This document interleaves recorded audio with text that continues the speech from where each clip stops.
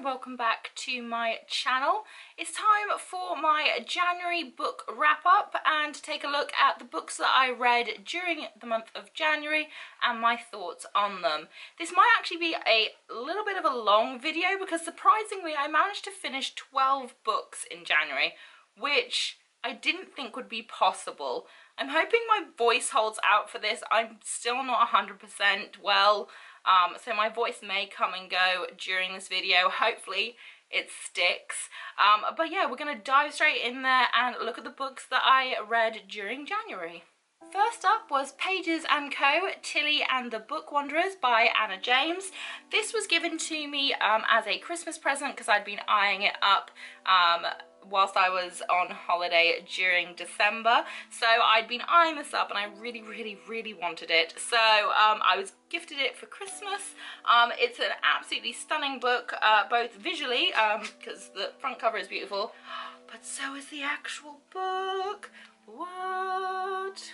This is gorgeous. I don't think this is actually available in America yet. I actually sent a UK copy to a friend because I knew that she'd love the story and also appreciate how beautiful the book was. So this story is all about a girl who lives with her grandparents who own a bookshop, and she has sort of lost one of her friends. Her friends has become quite popular and she feels sort of left out and things. It's the school holidays, so she's spending it in her grandparents' bookshop, helping them out.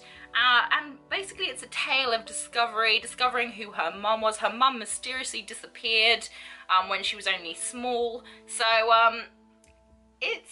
it's just beautiful. Honestly, it's just so lovely. I rated it 5 out of 5 on Goodreads, and if you're looking for a book lover's book, then this is definitely it. Also a fun little thing that is featured in here.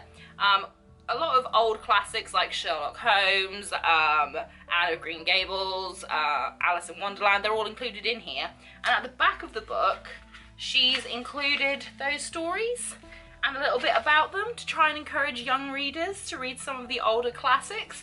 So I think that is an absolutely wonderful idea. But yeah, I thoroughly enjoyed this story. Next was The Surface Breaks by Louise O'Neill. This is a retelling of The Little Mermaid, and I was very surprised by this story. It is a lot darker than I thought it was going to be. It does actually have a warning, I think it's on the inside.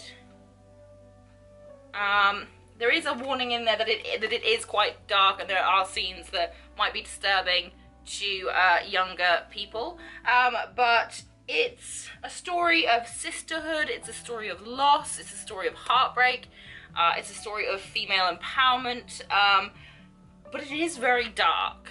It is a very dark story.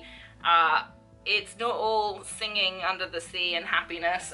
It is very dark, but I loved it. I really did. It kind of hurts you a little bit, which I am known for purchasing books that are going to hurt me.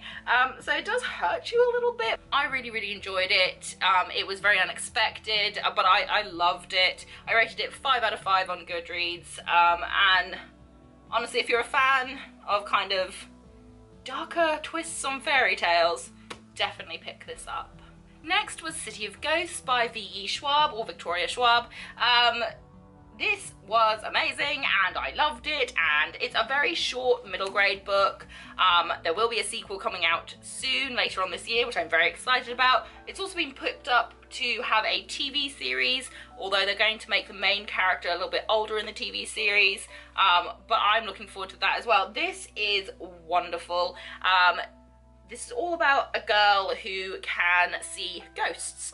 Her parents are actually, they're writers about the paranormal, but they themselves can't actually see ghosts. Only she can. So they don't know that she can see ghosts. Their books are then made into TV shows, and they're now going around the world filming for their TV show, bringing their daughter with them, and she's learning more about her abilities and about herself. And this is based in Edinburgh in Scotland, and I absolutely adored this. It was so good. It was another 5 out of 5 for me on Goodreads. I cannot wait for the sequel. It's a great introduction to sort of gothic-y, scary books for the younger generation. And yeah, it's fast-paced, it's about friendship, it's about learning more about yourself. But it's also really great as well because it kind of displays like the history of a city really well. So I'm looking forward to the next destination that they'll head off to in the next book. And yeah, no, I just thoroughly enjoyed it. Next up was The Cursed Sea by Lauren De Stefano. This was a much anticipated book for me. It is the sequel to The Glass Spare, which was included in an Owl Crate last year. I believe last year, and I absolutely adored that book, and I couldn't wait for the sequel. I didn't realise it's only a duology, so if I was going to have anything negative to say about it, I adored this story, and I don't want to say too much because it is a sequel, so I don't want to say too much if you haven't read the first one. If there was anything a little bit disappointing about this book, the ending is quite rushed. I feel that this could have been a trilogy rather than a duology, because the last sort of maybe 4 or 5 chapters, a lot happens, but it all happens like this. Like it's rushed over, it's skimmed over. There could have been like a very epic ending to this in a 3rd book where there's a lot of, you know, action and there's a lot of sort of character development and things like that. I just feel that it could have been a trilogy, not a duology. It just seemed really rushed at the end, but I thoroughly enjoyed it. It carried on the kind of heartbreaking sadness that the first book gave me. There's lots of magic, strong bonds between, you know, people, loyalty within not only family but friendships, and I just really wish it'd been a trilogy, because that last segment was just rushed. It just feel kind of glossed over, like let's get this out of the way and done. And I just feel that a trilogy would have signed this off nicely and would have made everything come together a lot better. Up next, I read Shadow Black and then Charmcaster by Sebastian de Castell. This is book 2 and 3 in the Spellslinger series by him, and it's absolutely amazing. I could not rave about this enough. I got interested in the series purely because I am a very shallow person, saw Spellslinger, saw it had pretty red pages and went, I want that. Devoured that, realised it was amazing, so picked up book 2 and 3, and I kind of whizzed through them. A friend of mine on Instagram, social media life, but generally has just become like a friend in life, AJ, absolutely adores this series as well, and he was like, you're gonna love it, but you're gonna want the next one and the next one. There is actually, book 4 is out at the moment, and book 5 I think is released in April. So these are just fantastic books. Both of them were 5 out of 5 on Goodreads. They follow the main character, who is called Kellen. He's a really misfortunate soul, to be honest. He's not been dealt a great hand in life. He could have been, had his parents not been awful. So it follows him and his culture, the Jantep. It's all about magic, but it's also kind of like, it's like magic meets cowboys meets, I don't know, adventure time. It's all magical and amazing, and I don't want to say too much because again, these are sequels, and if you haven't read Spellslinger, please go pick it up. Please go pick it up. It is such a fantastic book. This entire series has completely gripped me. Plus look how pretty the books are. So just absolutely amazing.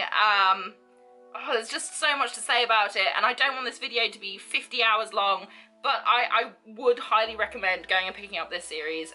Yeah, both of them were 5 out of 5. The next book that I read in January was Imperium by Henry H. Neff. This I picked up purely because on the front it was compared to Harry Potter by the author of Maze Runner, and I love Harry Potter, so I was like, ooh, this sounds amazing. And I thoroughly enjoyed it. It's a fantastic world, it's got great mythology behind it, there is magic involved, it's written from two perspectives, from two very different people, and it's, again, there's a running theme of loyalty, there's a running theme of, you know, friendship involved. And I really hope there is a sequel. There's some kind of confusion on Goodreads because Goodreads claims that there's a sequel but it's only in French. But the author, I believe, predominantly writes in English. I don't think he writes in French. I think it was, I think basically the French version of this looks like it, I think they've confused somehow, and the French version of this they think is the sequel. I don't know, but I hope there is a sequel because it kind of ends in a way there should be a sequel. I don't want to give too much away. Basically there's this magical school which, you know, gives you the Harry Potter vibes, although the two people involved, the two main characters, they don't actually attend this school per se. The girl does. She is royalty, so she attends some classes, but it doesn't really focus on the school itself or the classes particularly. It follows the characters more and their personal developments and their kind of family bonds and things like that a lot more than it does on the actual classes.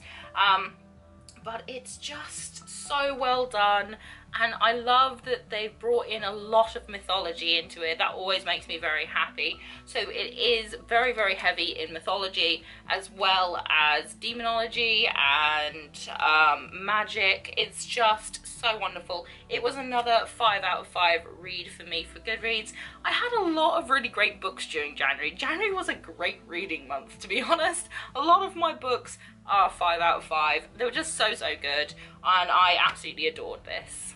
Up next is The Last Best Story by Maggie Larum, or Lirum. Not 100% sure how to pronounce her name. Apologies if it's terribly wrong and I've butchered it. So The Last Best Story, I received this in a Shelf Love box, and I thought, you know what, I've done a lot of fantasy this month, let me read something contemporary. I'm not a huge contemporary fan anyway, but I was like, you know what, I've got it, I might as well read it, just kind of like a palate cleanser before I carry on my fantastical fantasy journey. And it was a 3.5 out of 5 for me. It follows two characters who are aspiring journalists in their high school, and I used to work in journalism, so it was something that I was like, oh, it's a theme that I can relate to, I think it'd be wonderful. However, the characters annoyed me. They annoyed me so much. I liked the storyline idea, I found it very difficult to get behind the characters. I mean, even if a character is meant to be, you know, like a bad character, I at least want to understand their motives and kind of get behind them, but I couldn't even get behind any of the characters, be them good or bad in this story. I couldn't get behind any of them. None of them interested me, none of them drew me in. I just feel like there should have been a lot more character work in this story. They were just lackluster for me. So it got 3.5 because the story idea I thought was great, the storyline was great, and it was definitely something that needed to be looked at and addressed and included in a story. I just wish the characters had been better. I'm all about compelling characters in my stories as well as a great storyline. I want to be able to root for my characters, be them, again, good or bad. I want to root for them. And I just couldn't. It's just so frustrating. I don't know, I didn't feel anything. I didn't feel anything at all for them. Next was Renegades by Marissa Meyer. This was actually the Book in a Jar pick for the month of January, and I didn't realise until midway through January that they'd actually picked a book I had on my shelves. One of my goals for this year is to read a lot more of the books that I currently own rather than buying new books, because I kind of keep hoarding books because I have problems. So instead of actually, you know, hoarding my books, I need to actually read them. So I wanted to read a lot more of the books that I currently have. And I didn't realise that Book in a Jar, it's run by Book Roast. I will tag her YouTube down below. She's amazing. She runs it. I didn't realise they picked Renegade, and I was like, oh, I actually have that book. So I started a little bit late into the month, but managed to fly through it within a few days. I absolutely loved it. 5 out of 5 again on Goodreads. It is a great superhero story, and I love that it's told predominantly from the story of someone who considers themselves to be on the bad guy's side. It's something that I love. I feel like villains aren't given enough background stories. It's all, you know, let's, you know, root for the good people. But I really do like a good villain story, and I do like that there is a lot of grey areas between the good and the bad side, so you don't know who you're really rooting for, and you're like, do I actually want this person to win? Do I want this other person to win? I don't know anymore. So there's a lot of grey areas, which I really, really appreciated. The twist at the end was good, but not unexpected. I kind of got halfway through the book and I was like, oh, I think I know how this will end.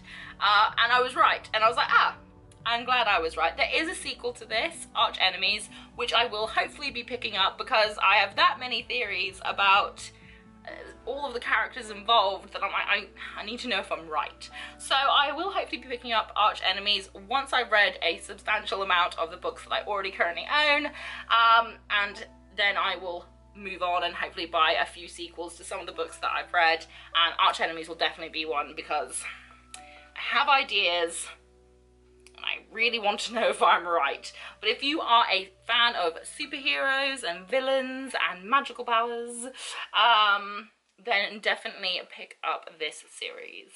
Next up was An Enchantment of Ravens by Margaret Rogerson.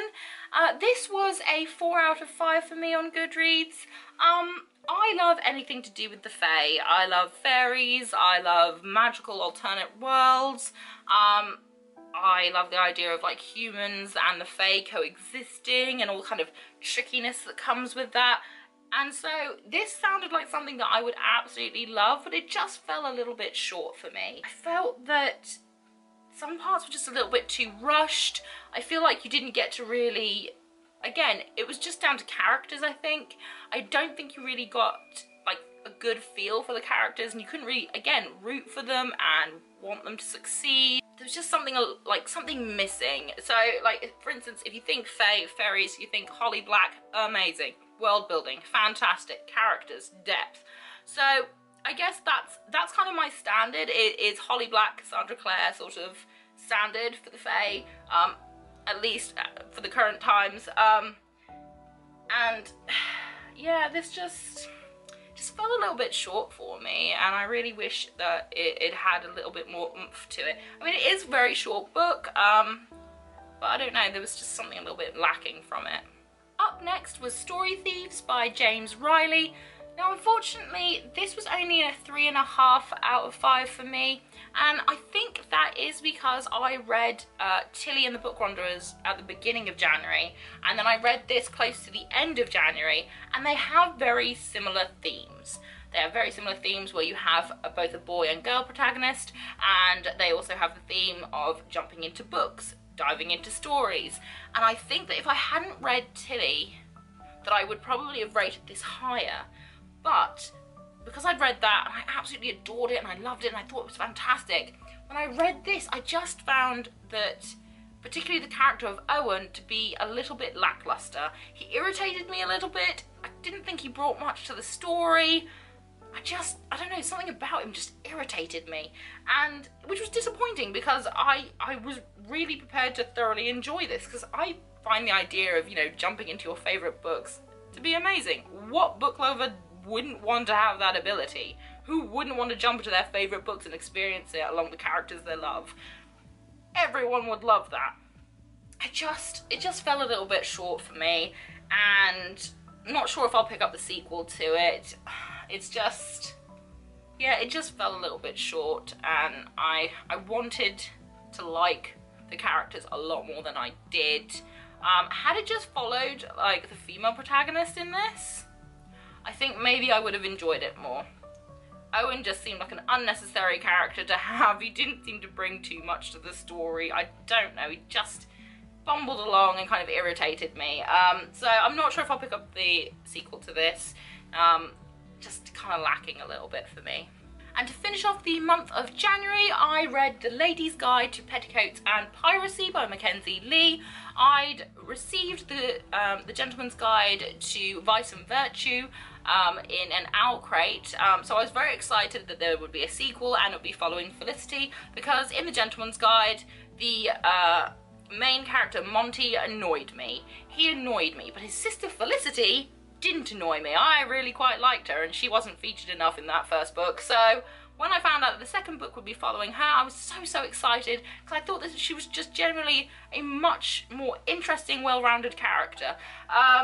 And it didn't disappoint. It did only get a 4.5 out of 5 for me, and that's purely because the other characters that are featured in here, particularly the character of Sim, I feel that so much more could have been done with Sim. She had all of the kind of like starting points for a badass. She could have been amazing. She could have been just, oh, a swashbuckling awesomeness.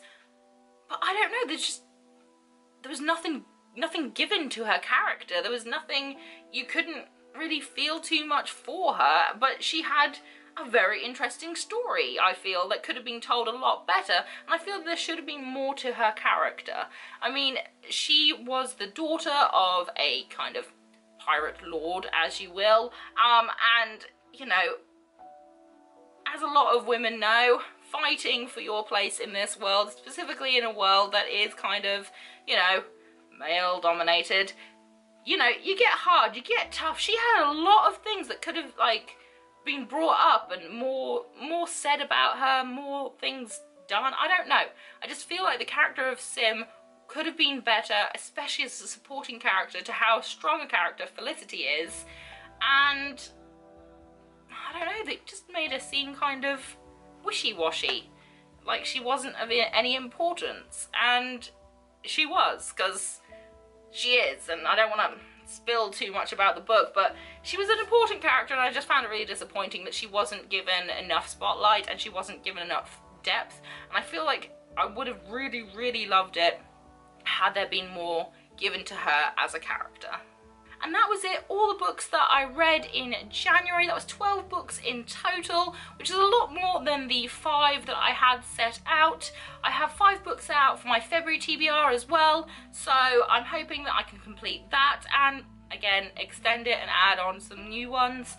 I'm still trying to keep to my goal of 50 books this year. That's my Goodreads goal. That's the minimum that I want to be able to read this year. I also want to read longer books, you know, thicker books, because I found myself sort of putting them to one side, thinking, oh, I'd rather have that for when I have consecutive days off and time to really sit down, enjoy myself and read it.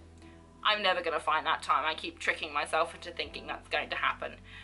No, it's not. I'm going to be working too much. So I'm trying to pick up larger books as well and work my way through them, as well as books that I own. And so it's just kind of, I'm adding lots of like mini reading goals, but the main one is to read 50 books minimum this year. So I think 12 is a great start for 2019. What are your bookish goals for the year? Let me know. Let me know how your January was. Write down in the comment section below. I love to talk to you. I hope that you've enjoyed this video. If you did, please leave me a thumbs up, say hi in the comment section. And if you really want to, please hit that subscribe button. Make sure that you also hit notifications, otherwise you won't know when I've uploaded. Whatever you're doing for the rest of the day, I hope you have a fantastic one ahead of you. Thanks so much. Bye.